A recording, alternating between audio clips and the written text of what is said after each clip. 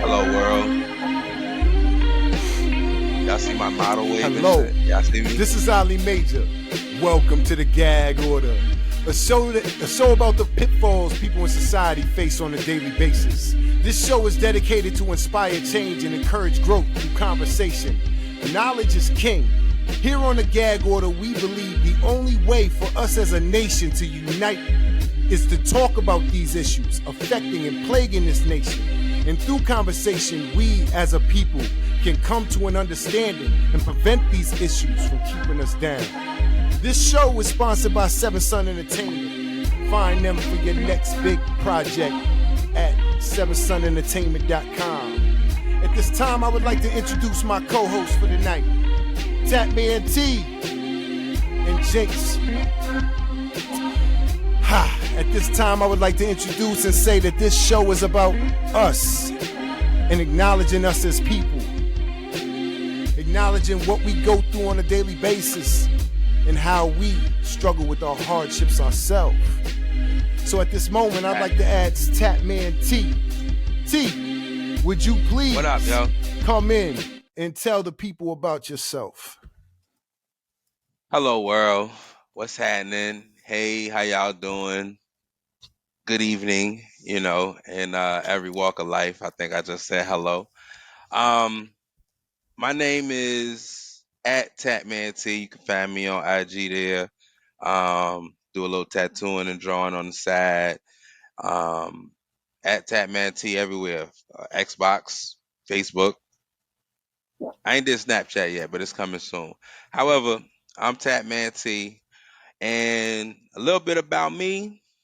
Man, listen, I could write a book, probably like 3-4 of them motherfuckers. But for starters, if we go back a few years, I'm gonna say a few. I ain't trying to date myself. Some people say I look older than what I am anyway. But my rearing, my upbringing, I'm from Mississippi. Some of y'all know that, some of y'all don't. Meridian, Mississippi to be exact. Queen City, East Mississippi, West Alabama. Shout out to Mississippi, shout out to Meridian, shout out to my family. And when I was a collector in third party collections, I did that shit for years, yo. I never go back. But when I was a collector, I used to tell motherfuckers like, me, I am the walking embodiment or definition of controversy. And I said that shit wholeheartedly. Like the younger me was like, I'm a black man from Mississippi who married a white woman, had mixed kids that speak Spanish, and became Muslim. Whole lot of controversial shit right there. Understand? So all that is me though. Every part of it, that's me. Um, I wouldn't actually change any of it if I could do it all over. Some shit I might tweak, but change, nah, I wouldn't change it. Because then I wouldn't be me. We wouldn't be here. I wouldn't be doing this show. Shout out to my brother Ali. Shout out Jinx. Shout out my brother Tony. But I come from Mississippi. Um, through that walking life of controversies that I was just telling y'all about, I had my fair shares of ups, my fair shares of downs. I had my run-ins. But if y'all been following us so far, y'all know that I am the one who has not, knock on wood, ever been to prison. I don't plan on going. I learned a lot from my brother and them. Yeah, I mean, so, but I have, been incarcerated. I've been in Duval County, boy. I'm trying to tell you, they ain't playing, but I don't play the radio. Them boy, they'll lock you up for damn near anything, and it's your word versus theirs. But in Duval County, Florida, where I've spent the other half of most of my life, um, I had my fair share run-ins with Jacksonville Sheriff's Office, a couple times with Clay County officers as well. But being thankful for my humble upbringings and rearings, being that I was raised around mostly women, I learned one thing from my childhood that I still hold near and dear to my heart today. And that is what my grandmother told me, manners will take you farther than money ever will. And when I say I take that with me wholeheartedly, I truly do. It's one of the cornerstones, if you will, of my life. Um, there's been times where my best of best friends would ask me, "Yo, why are you letting such and such do this, or so and so say that, or why does it appear that you letting these people do you like this?" Well, every action don't deserve a reaction is what I learned at a very young age. And that humble upbringing that I had allowed me to know when to be real, I guess, for lack of better words, and when to simmer that down a little bit. Because as long as you know how to converse with people, doesn't matter their walk of life, doesn't matter where they're from, doesn't matter who you think they are. I know all of us at one point or another was taught never judge a book by its cover. Um, and there's a time and a place for everything. So keeping these values, if you will, from my humble upbringings in Mississippi, Mississippi. See, when you from there, you say Mississippi. We take one of them syllables away. That's how we know that y'all don't be from there. Y'all be saying Mississippi and Mississippi and all that shit. Nigga, it's Mississippi. And if you don't say it like that, we know you are out of town, a southern nigga downer, like shout out. Yeah, anyway. But my humble upbringings did teach me these values, if you will, in which for the most part it kept me out of trouble. Knowing how to talk to police, knowing how to talk to certain people of influence or stature, if you will, um, having those manners, being polite, and still not kissing no ass. I was never taught to kiss ass. We don't do that where I'm from. So I don't like kissing ass ain't a part of being polite or having manners. It's about respect for another person. Having respect for another person is some of the basis of the values that I hold near and dear to me. Some of the things that I try to teach my kids, and if y'all know me in person, y'all know I got a lot of those. And I like what you think though. That's a whole nother show though. It's always a specific second question that goes with the number of children I tell people that I have. But like I said, that's another show. But I love all my kids near and dear, and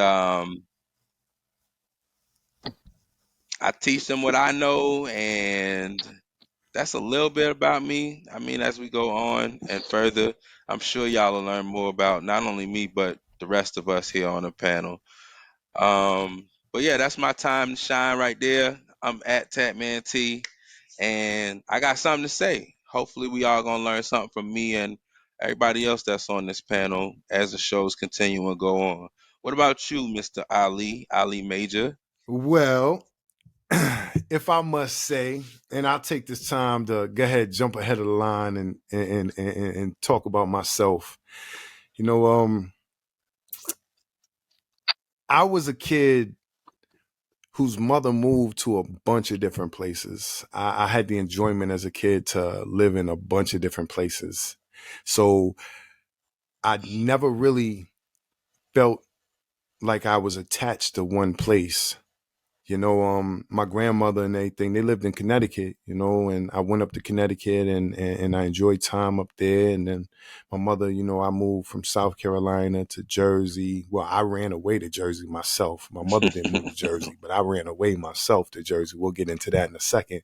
But, South Carolina and New York and Connecticut, those are the places that my mother really went. Virginia too. And I was blessed with that, but yet and still I was cursed with that because a lot of my friends I don't have like friends when I was in my childhood. The one friend that I did know in my childhood killed himself. Rest in peace, Chris Rock. You know what I'm saying? But Sleep his name was easy. Chris Rock Rest in too. His name was peace. Chris Rock, like the comedian. But yet and That's still, crazy.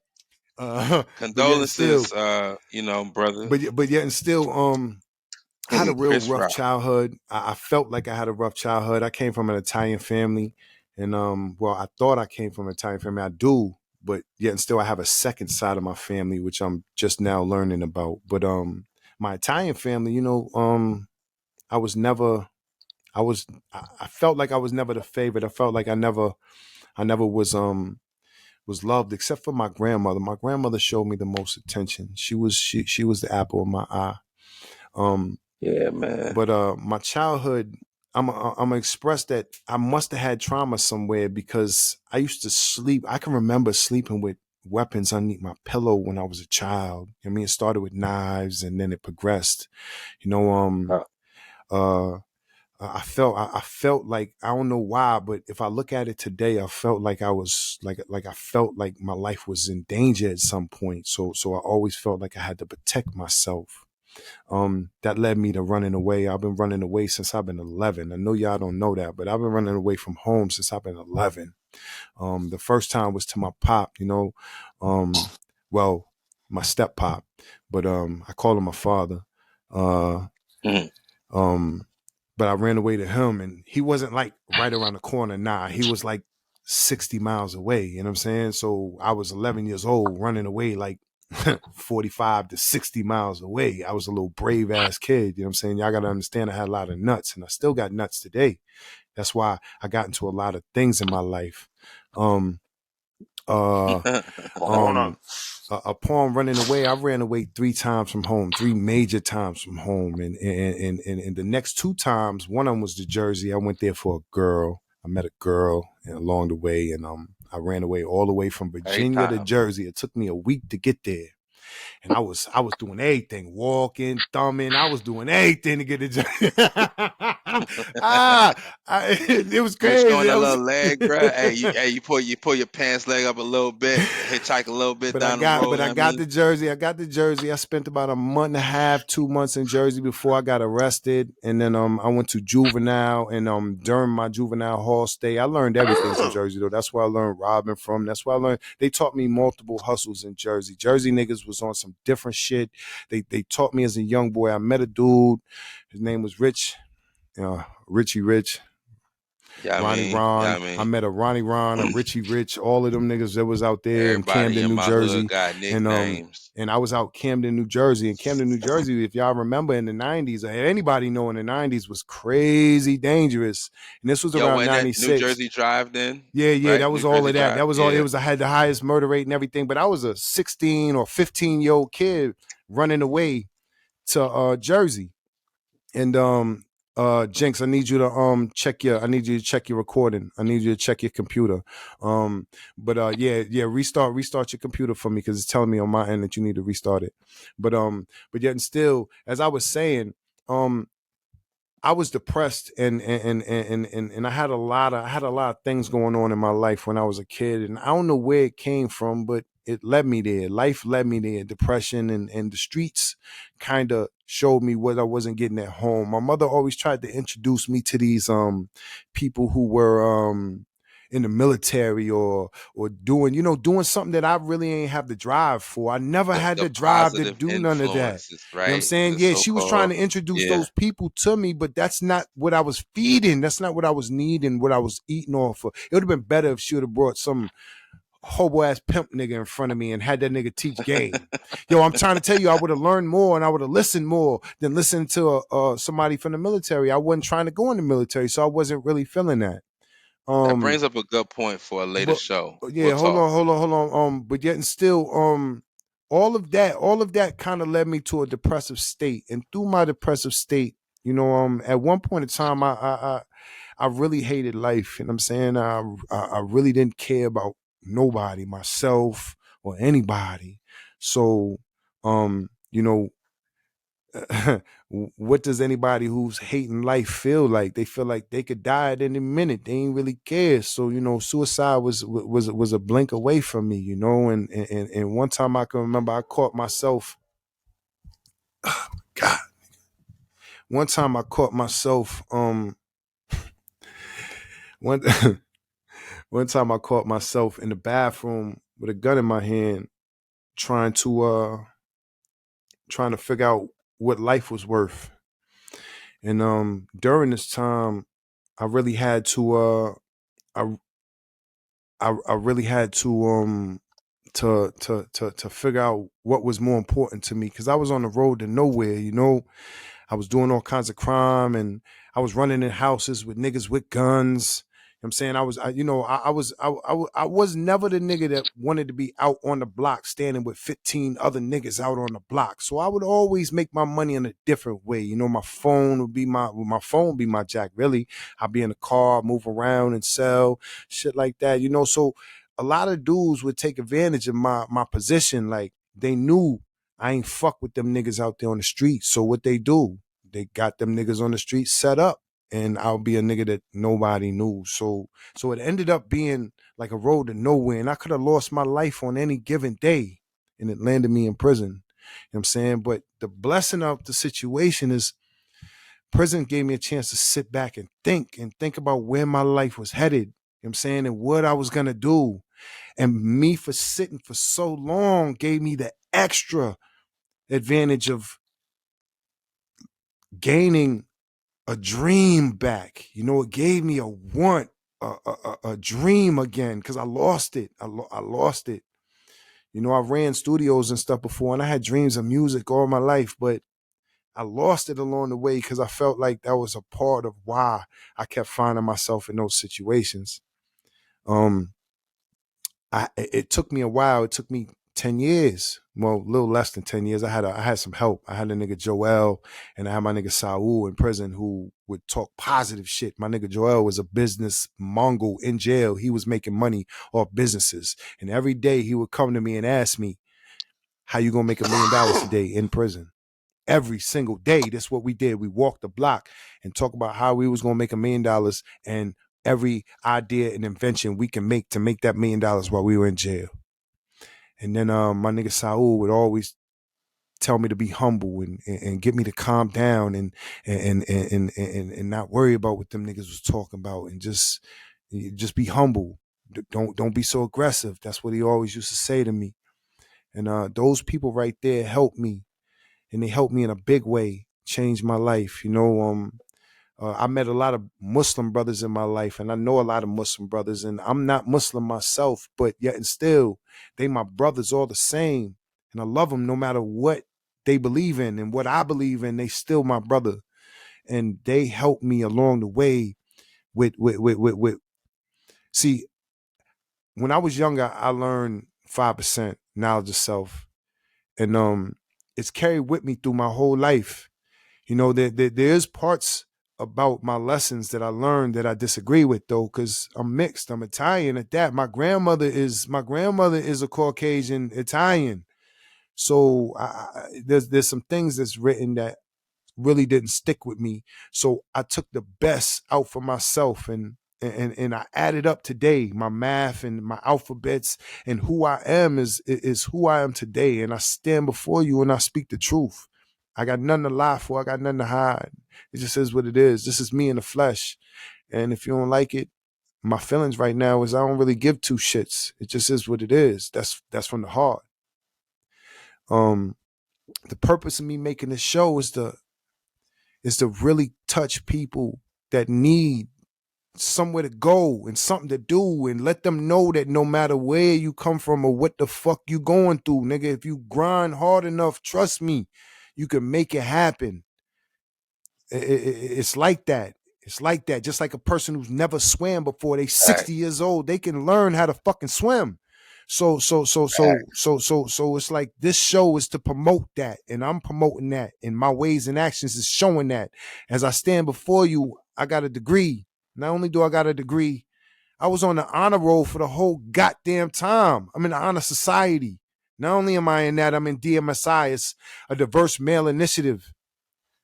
We're all diverse men doing a bunch of big things, and I'm about to show y'all on this show.